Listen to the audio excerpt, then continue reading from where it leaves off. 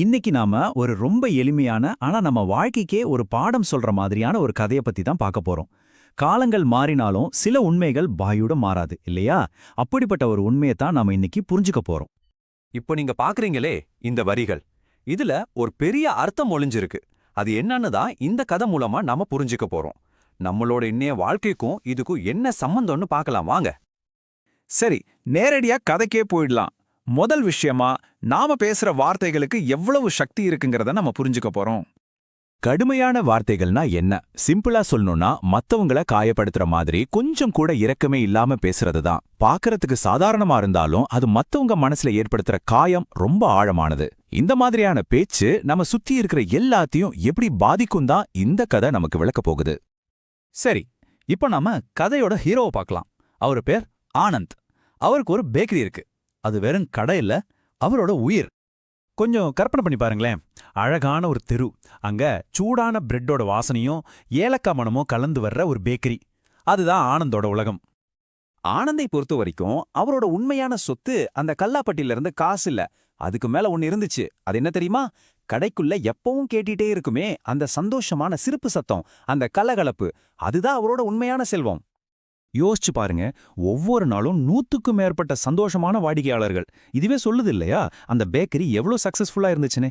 ஆனந்த் வெறும் வியாபாரம் மட்டும் பண்ணல, நல்ல உறவுகளையும் சம்பாதிச்சு வச்சிருந்தாரு. இப்படியெல்லாம் சூப்பரா போயிட்டு இருந்த நேரத்துல தான் ஒரே ஒரு நிமிஷம், ஒரே ஒரு வார்த்தை எல்லாத்தையும் தலைகீழா மாத்தி போட்டுடுச்சு. வாங்க அங்க என்ன நடந்துச்சுன்னு பார்க்கலாம். அது ஒரு பண்டிகை நாள். கடையில பயங்கர கூட்டம், ஒரே பரபரப்பா இருக்கு. ஆனந்தும் ரொம்ப டயர்டா இருக்காரு. அப்போ ஒரு வயசான பாட்டி வராங்க. அவங்க கை கொஞ்சம் நடுங்குனதுல கையில இருந்த ஸ்வீட்டு தட்டு அப்படியே தட்டி விட்டு கீழே சிதறிடுச்சு. அந்த சோர்வுலையும் டென்ஷன்லையும் ஆனந்த் என்ன சொன்னாரு தெரியுமா? கொஞ்சம் பார்த்து பண்ண மாட்டீங்களா, பாருங்க எல்லாத்தையும் கொட்டி வீணாக்கிட்டீங்கன்னு கத்திட்டாரு. அந்த ஒரு வார்த்தை தான், அதுதான் எல்லாத்துக்கும் ஆரம்பம். அந்த கலகலப்பான கடை ஒரு நொடியில அப்படியே அமைதியாயிடுச்சு. அந்த பாட்டி ஒண்ணுமே பேசாம முன்ன இருந்ததை விட இன்னும் கொஞ்சம் கூனி குறுகி போன மாதிரி மெதுவா கடையை விட்டு வெளியே போயிட்டாங்க. சரி, அடுத்த நாள் விடியுது. ஆனா என்னாச்சு?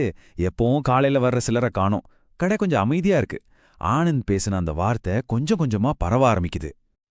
இந்த சாட்டை பாருங்களேன். திங்கக்கிழமை 120 கஸ்டமர்ஸ் இருந்திருக்காங்க.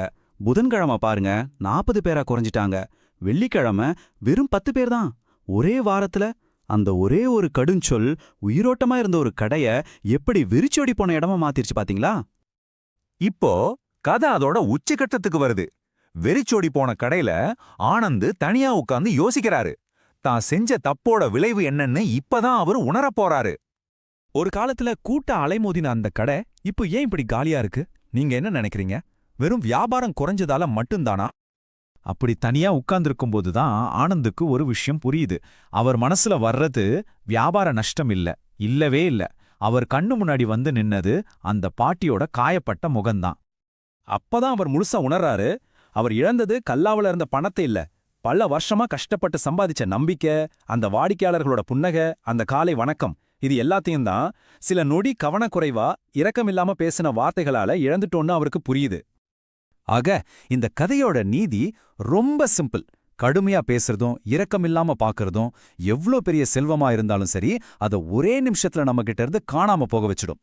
நம்மளோட உண்மையான சொத்து நம்மளோட அன்பான வார்த்தைகள் தான். அதை மட்டும் நம்ம பத்திரமா பார்த்துக்கிட்டா வேற எந்த செல்வமும் நம்மளை விட்டு போகாது.